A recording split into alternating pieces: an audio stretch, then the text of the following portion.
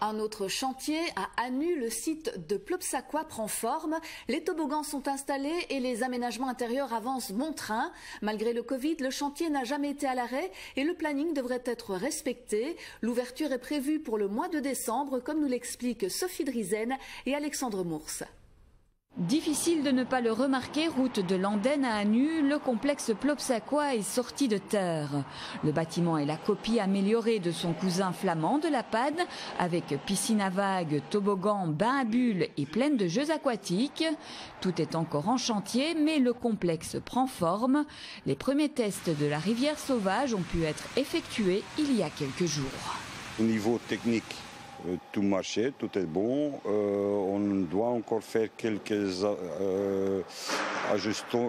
ajuster la rivière même, le flot de l'eau. Et si ça c'est fait, elle est prête. Entre 60 et 80 ouvriers s'affairent chaque jour sur le site. Tout est installé mais doit encore être habillé. La partie carrelage et décoration devrait occuper les équipes jusqu'à la mi-octobre, avant les dernières finitions. Plopsacois devrait drainer des milliers de personnes, aussi bien du côté wallon que flamand. On a prévu le parking pour pouvoir accueillir 450 véhicules en même temps. Le bâtiment est dimensionné pour accueillir 1200 personnes simultanément. Donc quand on compte que les gens restent 3-4 heures au sein du complexe, ça fait entre 3 et 4 000 personnes par jour qui vont pouvoir visiter le complexe.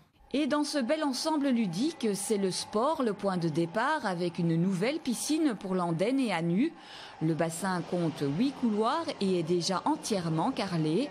Un outil performant qui sera géré par les deux communes avec des tarifs préférentiels et des horaires élargis. On a des couloirs réservés pour la Flandre, des couloirs réservés pour la Wallonie.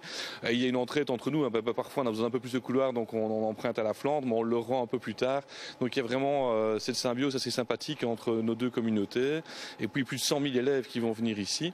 Et ce qui est vraiment intéressant, c'est la partie, je le disais, maternelle, ce petit bassin d'apprentissage où on sait mettre beaucoup de classes pour l'apprentissage. Et puis bien entendu, après ces journées scolaires, toute la partie sportive avec l'ensemble de nos clubs des deux régions qui vont pouvoir venir s'entraîner ici. Alors, à quand les premiers plongeons et descentes aquatiques? L'ouverture est prévue pour le mois de décembre. On ne sait pas encore si ce sera un cadeau de Saint-Nicolas ou de Noël.